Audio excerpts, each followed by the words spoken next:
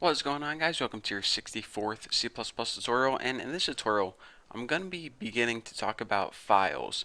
Now, we need to be able to work with files because files are what you use to save data on your computer. And you're saying, hold on, Bucky, I know what's used to save data. You can just store the data in variables or something like that. Well, we can't exactly do that for permanent data. For example, whenever we store data in a variable and we close out of the program, or maybe we want to shut down our computer, that data is going to get wiped out. Now, in order to save data permanently, what we need to do is we need to store it on a file on our computer. And what this does is whenever we're working with files, it stores it to your hard drive. It permanently etches it in there. So then whenever we shut down our computer, we can go ahead and pull it back up and everything is going to be working fine. For example, if you were playing a computer game or if you had to write an essay for school, you wouldn't want to just store all that information in a variable because then the user would have no way of saving that data. So what we're going to be doing is we're going to be working with files, storing them on the computer's hard drives, and that gives our user a permanent solution to save data. Very useful, and well, you're probably going to be working with files in every single program you're using unless you're just making a cool animation or something. So let's go ahead, and the first thing I need to show you guys is we need to include an additional header file. So let's go ahead and copy this, save us a little bit of typing, and instead of IO stream, we're going to put fstream right here. Now this is the header file that we need for file input and output. Without this header file, we won't be able to work with files at all, basically. So that's your main file, I guess you could say. So let's go ahead, and now that we got everything included we need, again, this is to work with files. This is to input and output data, or basically how to add data to the file and read data from the file. So there you go, and let's go ahead and start coding now. So here is how you work with files in C++. The very first thing you need to do is you need to build an object. Since C++ can't work directly with the file itself, it needs to be able to go through objects just because, whoever made C++, that's how they made it. So the very first thing we do is we need to write OF stream, right like that. And this allows us, well, there are different types of file streams. Basically, this is how you create a file object. And right after this, you give your file object a name, any name you want. I'm just going to name mine Bucky's file.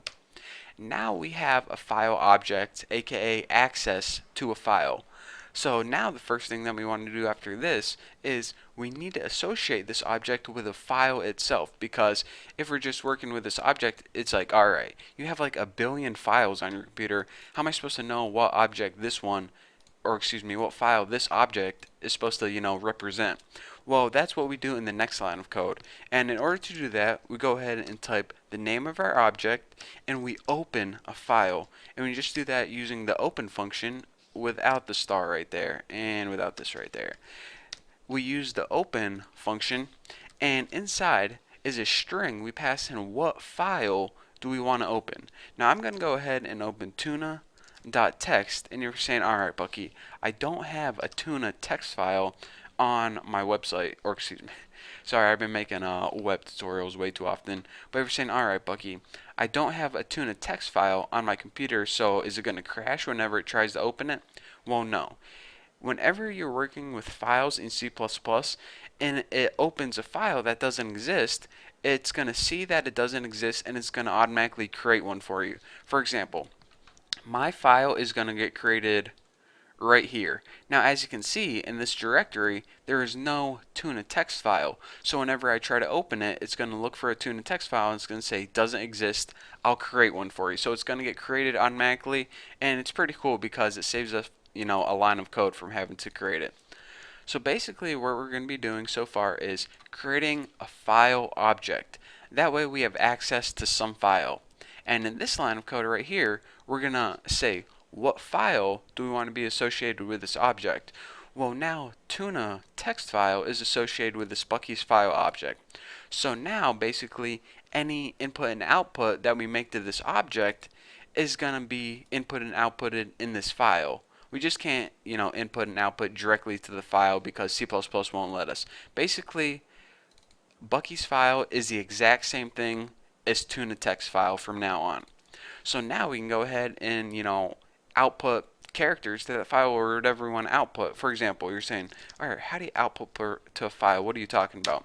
Well, just go ahead and instead of outputting things to your computer screen like we have before, we use that operator right there, those two little less than signs, and we just write some text like, I love tuna and tuna loves me. And we won't end that line. Actually, go ahead and put a new line just like that. And now you're saying, all right, before I had cout right there and it outputted to my computer screen. Well, now I'm going to go ahead and have Bucky's file right there, and all this text is going to output to a text file instead of the computer screen. So nothing's going to show up on the computer screen. What this means, this little operator, is output this data to this location. So before we were outputting the data to the computer screen, and now we're just outputting it all to a file. Simple enough. I mean, the operator is pretty cool and it works in that way. So now, like I said, we basically associated a file with an object in these two lines, and now anytime we use this object name, it pretty much knows it represents this file. So it knows whenever we want to output this text, it's really outputting it to this tuna.txt file right here. So that's going to run perfectly, but at the end of all your programs, when you're done working with files, you always want to close that object. And what that does is any, little memory or buffers or any resources that the computer was using when it was working with this file right here, it's going to close them out and it's going to free your computer's memory. So it's just good programming practice to do this. So let's go ahead and type our file object, Bucky's file, and just go ahead and type close with no parameters. So let's go ahead and run this program, and as you can see, nothing happens right here because we didn't output anything to the computer screen. But if we go ahead and take a look at that directory, we now have a tuna text document that got created. So if we go ahead and double click that, the content of this is I love tuna and tuna loves me. Pretty cool, huh? So as you can see, this would be useful whenever you're, creating a computer game and you have a character with a bunch of statistics like health and, happiness and hunger.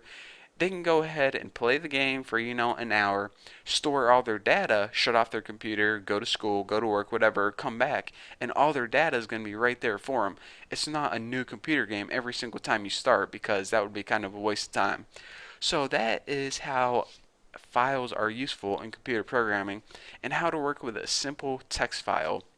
So if you think you're done with files yet, you got a long ways to go. So in the next tutorial, we're going to be covering more about files, and trust me, there's a lot more information that we need to learn. But for now, thank you guys for watching. Don't forget to subscribe, and I'll see you guys in the next video.